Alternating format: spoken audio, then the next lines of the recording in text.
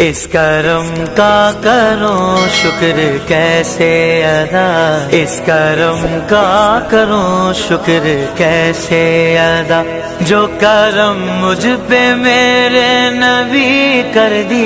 अभी भी किसान 29 आदमी मर गए बेचारे किसान, 29 ठंड की वजह से।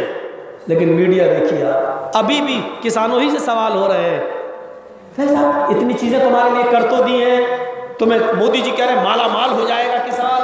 यानी सवाल किसान से ही हो रहे हैं। अरे जब किसान नहीं चाहता है तो तुम क्यों बिल बना रहे हो? किसान नहीं चाहता तो तुम कानून क्यों ला रहे हो? वो कह रहे हैं हम नुकसान में रहने दो, तुम क्यों बनाने पर आमादा हो? जब वो कह रहे हैं हमें नहीं चाहिए, ये तीनों बिल रिजेक्ट करना चाहिए, इन्होंने एक और पत्थर मार दिया है। किसानों ने अपना फेसबुक चालू किया, बंद करवा दिया उसको। अरे ये तो लाखों लोग देखेंगे, करोड़ों लोग देखेंगे, बंद करवा दिया उसको। 3 ही घंटे में सारी अकड़ निकल गई। 56 इंच का सीना 26 इंच का रह गया। 3 घंटे में अकड़ निकल गई। अकड़ फौरन किसानों का फेसबुक चैनल बंद करवा दिया।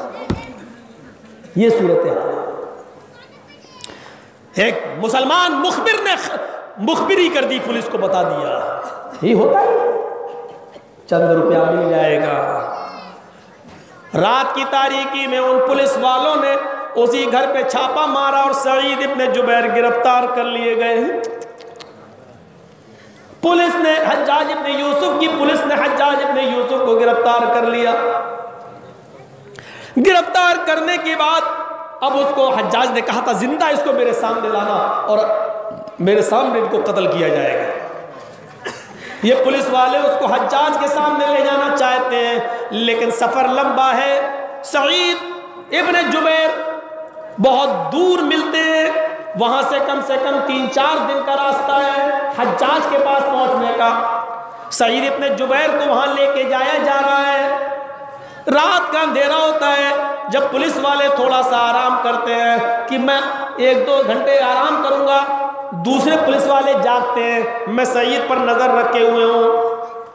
कहीं जब थक जाते हैं तो सईद इब्ने जुबैर देखते हैं कि पुलिस वाले आराम करने लगे हैं, तो ये वुजू बनाते हैं और नमाज पढ़ना शुरू कर देते हैं, क्योंकि सईद इब्ने जुबैर को मालूम हो चुका अब हज्जाज इब्ने यूसुफ हवा में कत्ल कर देगा, अब मैं बचूंगा नहीं। ये नमाज पढ़ते हैं, दिन में रोजा रखते हैं, 5 वक्त की नमाज पाबंदी से पढ़ रहे हैं और रात में तहज्जुद की नमाज भी पाबंदी के साथ पढ़ रहे हैं। पुलिस वालों के साथ बहुत अच्छा अखलाक से पेश आ रहे हैं। इन पुलिस वालों को रहम आ गया। 2-3 दिन के बाद इन पुलिस वालों ने सोचा सईद तुम बहुत नेक इंसान हो, और अगर हमने तुमको हज्जाज के हवाले कर दिया, हज्जाज के हवाले कर दिया तो हज्जाज तुम्हें कत्ल करवा देगा, तो तुम्हारे कत्ल के जिम्मेदार हम भी बन जाएंगे। एक नेक आदमी, एक नमाजी आदमी, एक तहज्जुद गुजार आदमी, एक बाअखलाक आदमी, मुझे मेरे वजह से कत्ल कर दिया जाए, ये अच्छा नहीं लगता। आए सईद एक काम करो, हम नहीं तो तुम्हें पकड़ाए। वो सारे पुलिस वाले आपस में मशवरा करते हैं, हज्जाज को तो मालूम नहीं है कि हमने इसको पकड़ लिया है, तो क्यों ना मैं सईद इब्ने जुबैर को छोड़ दूं और इनको भाग जाने दूं, रिहा कर दूं और हज्जाज के पास जाकर कह दूं कि वो हमें मिला ही नहीं है, हमने बहुत ढूंढा, हमें मिला ही नहीं है। सारे पुलिस वालों ने मशवरा करके हज्जाज को सईद इब्ने जुबैर को छोड़ दिया। अरे सईद तुम नेक आदमी हो, तुम्हारी आदत मैंने देख ली है, तुम मुजरिम नहीं हो, जाओ मैं तुम्हें छोड़ रहा हूं। देखो ये रात का अंधेरा है, चुपके से तुम इस जंगल से होते हुए निकल जाना, और रात ही रात में अगर बॉर्डर को क्रॉस करने में तुम कामयाब हो गए तो हो जाओगे, और नहीं हो पाए तो पूरी रात किसी जंगल में गुजार देना, और रात में फिर आए तो अंधेरे का फायदा उठाकर रात ही में कहीं जाना और हज्जाज की ममलिकत से, उसकी सल्तनत से बाहर निकल जाना, उसी में तुम्हारी भलाई है। सईद इब्ने जुबैर ने कहा पुलिस वालों से शुक्रिया, आपको अल्लाह जज़ाए खैर दे, आपने मुझे छोड़ दिया। सईद इब्ने जुबैर ने उनका शुक्रिया अदा किया, सारे पुलिस वालों से मुआनिका किया, गले मिल लिए, हाथ मिला लिया और वो जाने लगे।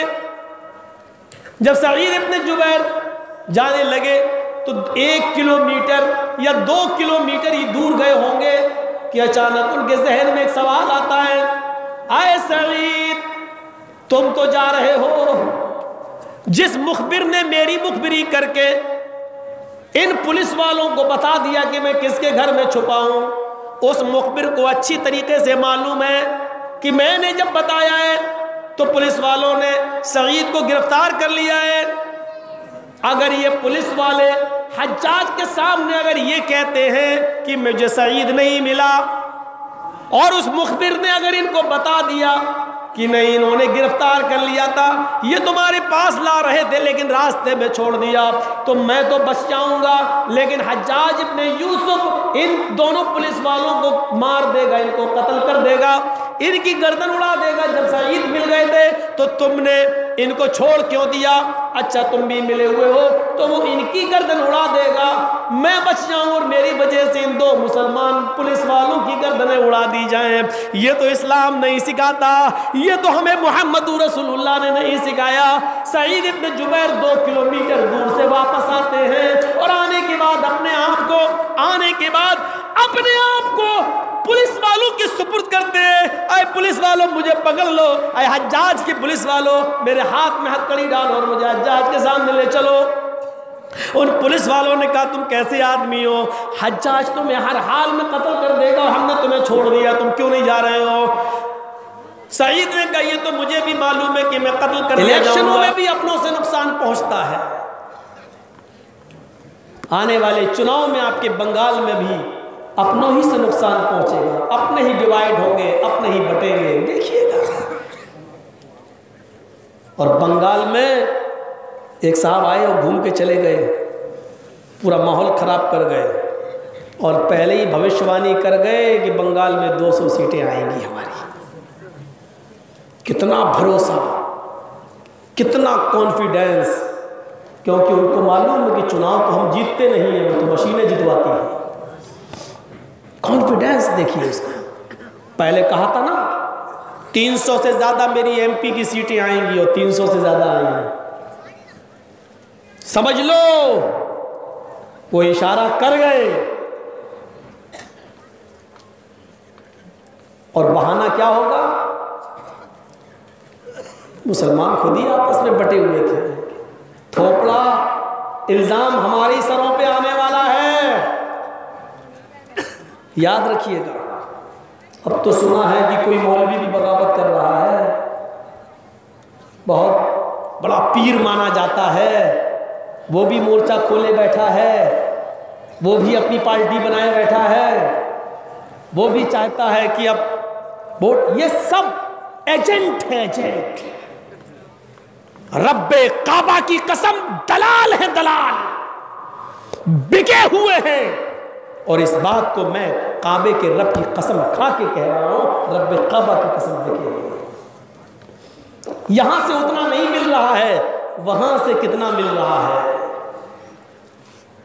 अरे जब टीवी के चैनलों पर डिबेट करने वाले मौलवी बिके हुए हैं, कहां जा रहे हैं?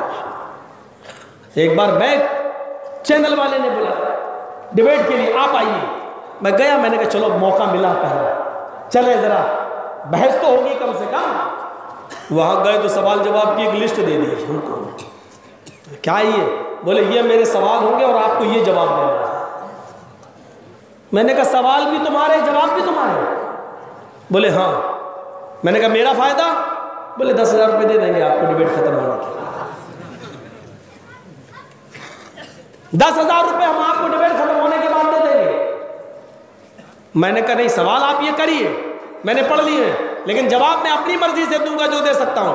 बोले नहीं, तब आप जाइए। मैं चला। अब आप अंदाजा लगा सकते हैं, सवाल भी इनके, जवाब भी इनके। अब सुनिए, जितने भी आपके टीवी चैनलों पर डिबेट पे जितने भी आपको मुल्ला मौलवी दिखे, आप समझ लेना कि ये बिके हुए लोग हैं। 5,000 और 10,000 रुपए इनकी कीमत है। ये सवाल का जवाब वही देते हैं जो हुकूमत चाहती है, जो चैनल चाहते हैं, जो इस देश का प्रधानमंत्री चाहता है, ये वही जवाब देते हैं, बिल्कुल वही जवाब। सुन लो मीडिया वालों, जिन मुल्ला और मौलवियों को डिबेट में तुम बुलाते हो, ये तुम्हारे चाटुकार हैं, ये तुम्हारे एजेंट हैं, ये मुसलमान कौम के रहबर नहीं हैं। हम इनको अपना रहबर नहीं मानते हैं, ये हमारे ट्रांसलेटर नहीं है, ये हमारे तर्जुमान नहीं है। ऐसे मौलवी जर्जीस के बूट और तलवे के नीचे नहीं मानता इनको मैं अपना रहबर, नहीं मानता मैं इनको अपना कायद। ये तुम्हारे चाटुकार हैं, ये तुम्हारे नोटों की गद्दियों पर पलने वाले लोग हैं। और ऐसे मुल्ला और मौलवियों को मौलवी जर्जीस अपने पैर की जूते की ठोकर पर ठुकराता है, नहीं मानता इनको मैं अपना कौम का रहबर। हमें मालूम है क्या? देखिएगा आपके यहां गेम वही खेला जा रहा है, वही नंगा नाच जो बिहार की सरजमीन पर नाचा गया, वही नंगा नाच नाचने की यहां पर भी तैयारी हो रही है। बंगाल को भी गुजरात बनाने की तैयारी शुरू हो चुकी है। और अगर यहां खुदा ना खास्ता, अल्लाह ना करे, अगर वो अपने मकसद में कामयाब हो गए तो याद रखिएगा मुसलमानों, आने वाली नस्ल तुम्हें कभी माफ नहीं करेगी। अब इतनी सी चीज को जानते हो, इंडिया टीवी वाला इतनी सी कटिंग करके दिखाएगा, देखो ममता के फेवर में बोला है, ममता इसको पैसे देती है। ये देख, इसको इतना कटिंग करके दिखाएगा कि ममता इसको पैसा देती है और बुलवाती है। ये जो मोदी की डाली हुई हड्डियों पे पलते हैं उनको हम एजेंट नजर आते हैं, जबकि ममता हमें जानती भी नहीं। ये हाल है। तो बड़ी गंदी मीडिया।